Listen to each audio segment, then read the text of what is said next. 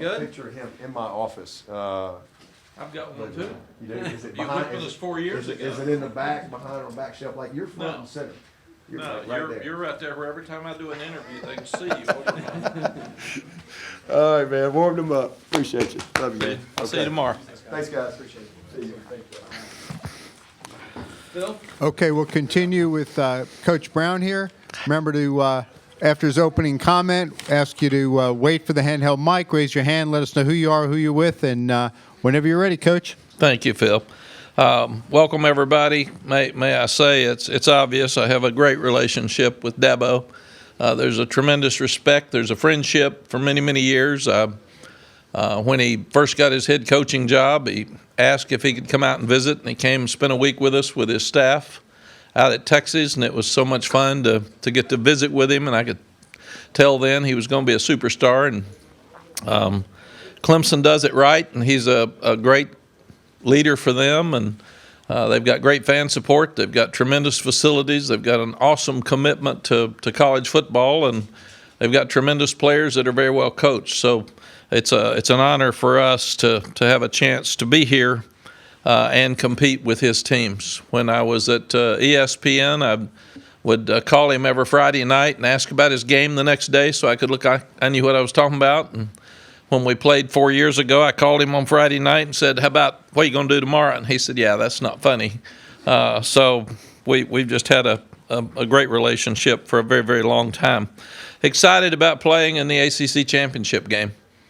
You know, it's normal for Clemson. It's not normal for us. We haven't played since 2012 in this game as the champion of the Coastal. So it's a tremendous honor for us and a very exciting time for our program. We also haven't won an ACC football championship since 1980, so it's been 42 years. So I asked the guys the other day, how many of you were alive in 1980? And they said, "You were." And I said, "Yeah, that's true. I was old at that time." But, again, it's been a long time. We've only won 5 ACC football championships in our school history. So this is a historic time for us. We won 9 games. We haven't done that but one time in 2015 since I left in 1997. So we've been a very, very inconsistent football program, and this team has had a fun year. They've played hard. They've played well. And they've been fun to watch. They've given us effort every week. It's interesting that when you look at our season, we got beat by more than a few points by Notre Dame, and we beat Pittsburgh, and we beat Virginia Tech by more than a few points. Every other game's come down to a play, whether it was kick, whether it was a call by an official, whether it was a drop pass, a missed tackle. All of the other games have been 7 points or less. So it's been that kind of year for us. So when people say, what happened the last 2 weeks? We didn't make the one play that we had been making the other weeks. And that's just the way this team is. So proud that they're here. We have our hands full. But they also flipped the switch on. We were 0-6 on the road last year, which is as bad as you can get, obviously, and 6-0 on the road this year. So really, really proud that those guys flipped the switch. We've played twice in this stadium in the Queen City since I've been back. First year we beat South Carolina. Last year we lost to them in the bowl game. So a tremendous honor for us to be back in Bank America Stadium because we have so many players from Charlotte and surrounding areas. And it's going to be fun for them to come back home. So proud of Drake May, Player of the Year, Rookie of the Year. He'll be at the banquet tonight. And I'll be sitting there with a great smile and a lot of pride for him. To get the recognition that he deserves, because we wouldn't be here without him. And then you look at guys like Ced Gray, that's from Charlotte. It's one of the best linebackers in the country, and both of those guys have gotten a lot of awards, and Josh Downs, one of the best receivers in the country. So we got a lot of good players. As I said, we've got our hands full, but really, really proud of this program. We got a Coastal Championship. We've gone to our 4th straight bowl.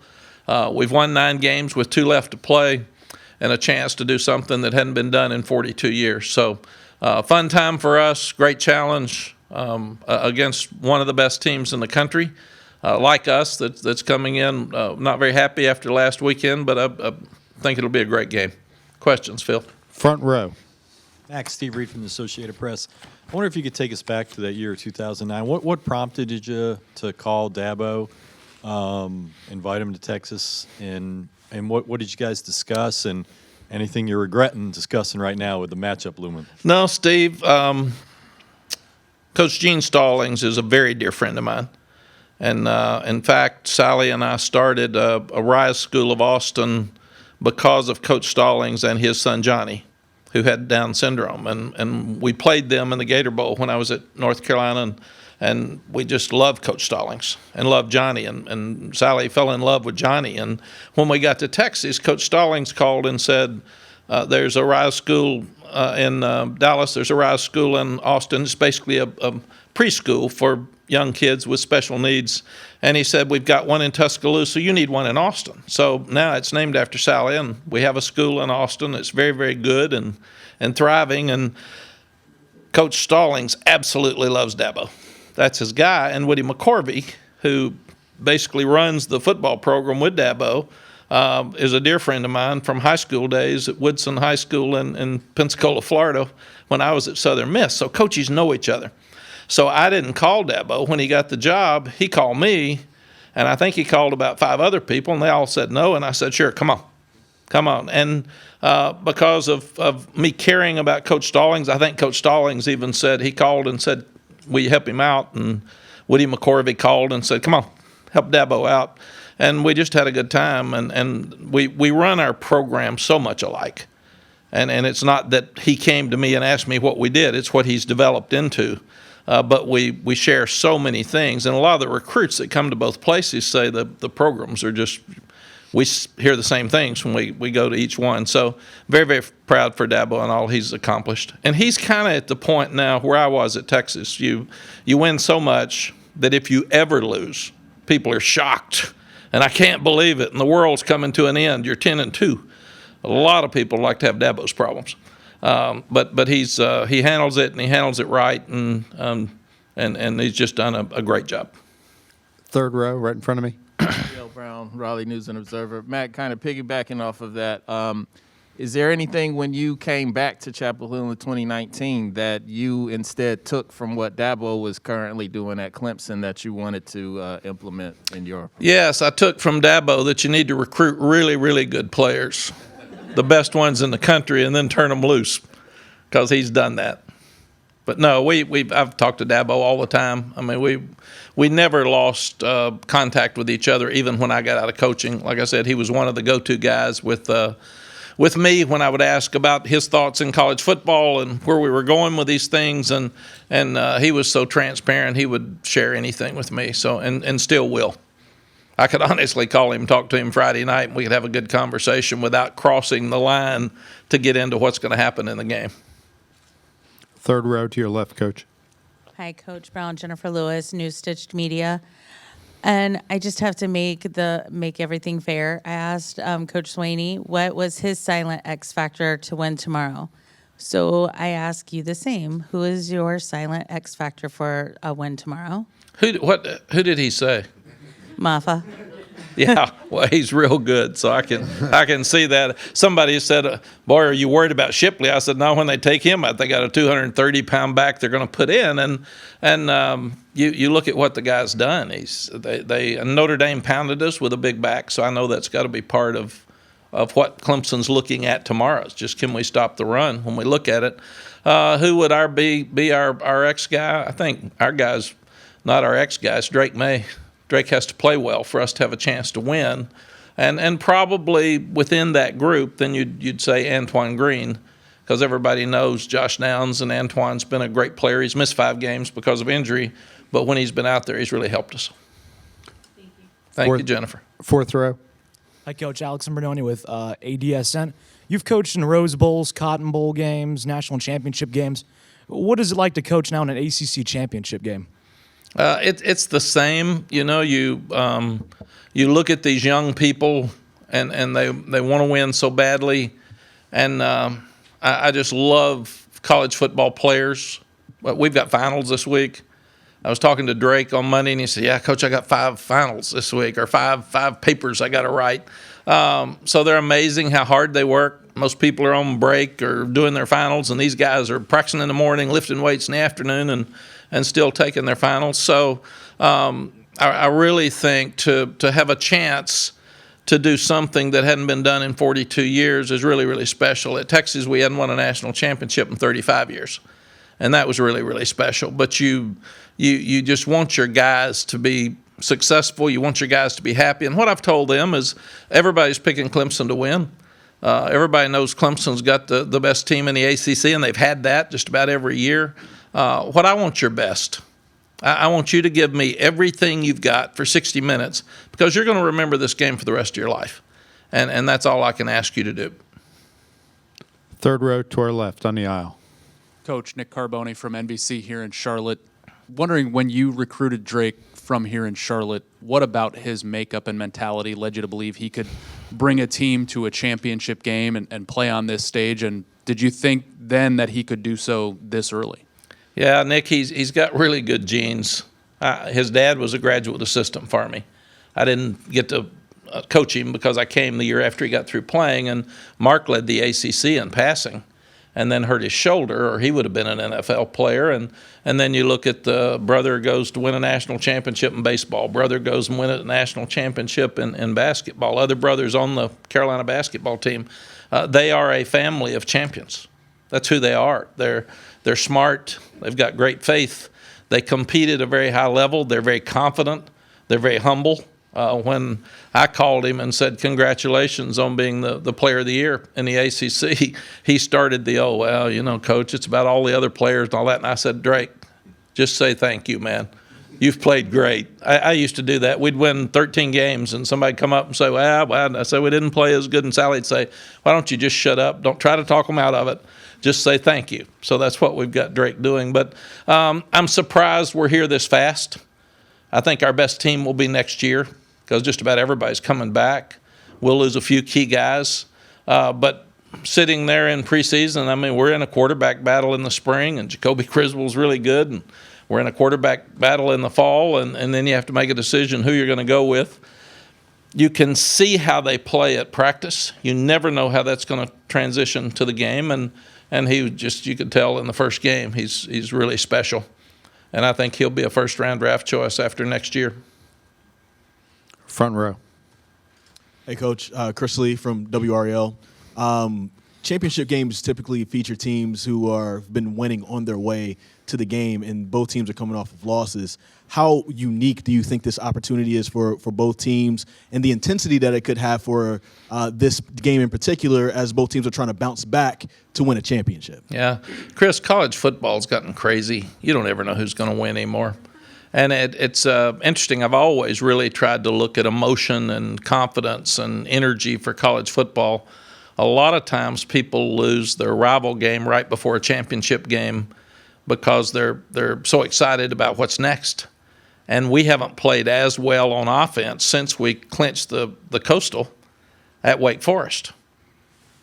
And they're probably looking toward this. And you try, and you talk to them about it, and you tell them, but it's still out there. I remember Steve Spurrier couldn't beat Coach Bowden, and he always said, I'm not as worried about the Florida State games as I am the SEC championship game. And I always thought that was really unique because the people in your state want you to beat your rival.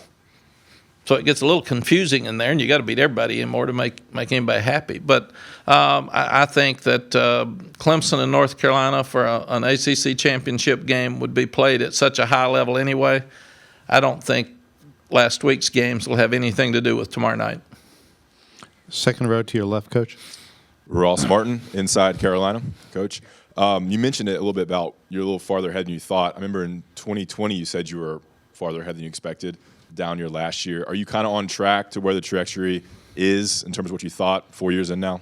Yeah, I think, Ross, you'd have to say we're ahead of the game since we hadn't played but for one championship in 42 years. I mean, and we've gone to we've gone to an Orange Bowl, which we had never done. So we're doing things that have never been done at Carolina in football. We've got 9 wins for only the second time since 1997. So I think in the second year with a team that was 5-18 before we got there in the previous 2 years, to go to an Orange Bowl was absolutely unbelievable. Then you lose great players. You don't lose good players for you. And then last year, we just didn't coach as well, and we didn't play as well, so we took a step back. But 6 wins has been about what the average has been at Carolina, even though when you're expecting 13, 6 isn't enough. And then you come back this year, and people thought we'd be average and struggle, and we're 9-1 at one point. And here we are at 9 wins, and to make everybody happy, you got to win all the games. The second thing to make everybody happy, you got to win in November and December, and we didn't do that at the end of November. So you got some people that are upset with 9 wins and going to play for a championship, and I can't worry about those folks. I got to worry about our team, and I'm proud of them and proud of what they've done. So, but I'm really, really proud. If you'd asked me and Bubba Cunningham 4 years ago, you're going to be playing Clemson with a freshman quarterback in the ACC championship game in 4 years, we would have both taken it. Front row, right in front of you, Coach. Terrence Hatchett, Carolina Blitz. Coach, you mentioned recruiting earlier, and Clemson's kind of been the standard of recruiting in the ACC. How big would a win here in the ACC championship game be for recruiting? Well, it'd be big for recruiting, but more just for those kids in the program. I said, when you're 45 years old, they're going to ask you about your teams, and you're going to talk about this game. And it's going to be a game that people will remember. And this is a game where either you fizzle out and you don't play well, or you become a hero. So that's what I've told them. The championship games, there's only 10 Power Fives playing this weekend. That's it, out of 131. So you are really, really special to still be playing. And you're going to play against the Big Ten championship game. Everybody that watches college football is either going to watch you and Clemson, or they're going to watch Purdue and Michigan. So let's have them watching you, man. Let's have them turn you on, and you remember this for the rest of your life. This should be fun. Not many people get to play in a championship. Half of them don't win it, so only half of those get to win it. So it changed my life when we won a national championship. When we lost a national championship in 2010 to Alabama, all it is then is you didn't win it. Nobody cares if you were second or 50th. They don't care. Our society is about winning. It's about championships, and that's all tomorrow night will be about. To our left against the wall standing. Andrea Adelson, ESPN.com. Mack, over the last year, we've heard lots of stories and anecdotes about players being offered NIL deals to transfer other places. How worried or concerned are you that some schools may come after Drake this offseason? Andrea, one of the real issues we've got in college football, I feel, is people that are tampering with guys on your team and paying them money to leave. And it's an issue that needs to get stopped. And before you could call it tampering. Now you've got agents, you've got third parties, you've got high school coaches. So I've just told our players, if somebody's calling you and trying to get you to go, let me know. Let me know who they are. I sat down to lunch with one of our starters the other day, and I said, are you getting calls? He said, oh, Coach, I got 15 places I can go. And he said, I'm not going anywhere. And I said, are they offering you money? He said, yes, 100%. So I don't think Drake will go anywhere because he's a Carolina family. And right now, you look at our recruiting, it's not as high as it has been in the past. It's because every player that we've got that's coming is coming because he wants to come to the University of North Carolina. He wants to come for academics, and he's coming for the right reasons. And sadly enough, we've probably lost 5 great players that aren't going to come, that would have normally come if NIL hadn't been an issue. But that's just the world we live in. There are already 2,000 young people in the transfer portal. Next week, there'll probably be 6,000 more because right now grad transfers and FCS guys can get in, and we're getting calls from all over the country. So I told our guys we'll have some leave on Monday, and here we are playing in a championship game on Saturday. We won't get to see them Sunday, and on Monday they can enter the portal. So I've told our guys, if you want to leave, just let us know, and we'll try to help you. And I've also told them, which is a little different, I wouldn't have thought this 5 years ago, if they want to leave and they're leaving for the right reasons and they're practicing really, really hard to help us win this game, I don't mind if they go in the portal and stay for the bowl game. Because they're leaving because they want more playing time, and if they're doing everything right, I got it. I want you. You helped us get to this situation. I'd like for you to be able to finish it. Second row, right in front of you, Coach. Coach Trevor Gross, CUTigers.com. Drake May has led 6 come from behind game-winning drives, almost has 8. But it almost seems like he's more comfortable in those situations when he's going fast, doesn't have to think, just plays. Is that fair to say? And how does he compare? I know you've coached some great quarterbacks like Vince Young. How rare is that attribute compared to somebody like Vince? Well, one of the sad things is we've been behind a lot. So we've tested him with that come from behind ability because that seems to be who we are. But he's very confident. He's very even kill. He doesn't get up or down very, very much at all, which is the trait of a great player. And the comeback against Duke, he took a 2-minute drive, a minute 39 drive right before the half and scored, and then with 2:04 left, goes down and scores with 16 seconds to beat Duke. And again, never changed his personality, and he did the same just about every game that we've won. But I think it's just because of his confidence more than anything else. Is he doesn't look at the scoreboard. I have a really bad trait that I'm too hard on me. And if we lose, I beat myself up, and I wonder what we should have done different, and I can't sleep, and it takes me 3 or 4 days to even get back to where I can function. And he really beats himself up too much because with all the success he's had, he would talk to you about the losses and the 4 passes he's thrown that are interceptions more than he would the great plays that he's made. And I think he's a guy that can win a championship. Whether it's tomorrow night or next year, he's a guy that is confident enough and has enough ability, and he's got the accuracy of Colt McCoy, which was in the 70s when we were playing at Texas, and he's got the confidence of both he and Vince Young. Vince ran better than anybody, so but Drake runs pretty good, and we're just so fortunate to have him. Front row. Hey, Mack. Trayvon Miles, ABC 11 in Raleigh. You've been coaching for a long time. Just going back to last year, a lot of your struggles came on the road. This year, you guys are road warriors, and a lot of your losses, or all your losses, came at home.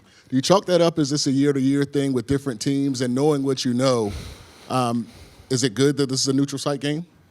Well, I think so. We lost the last 2 at home, and we had great crowds, and they were very supportive. Trayvon, I think the last year, for whatever reason, we kind of missed it.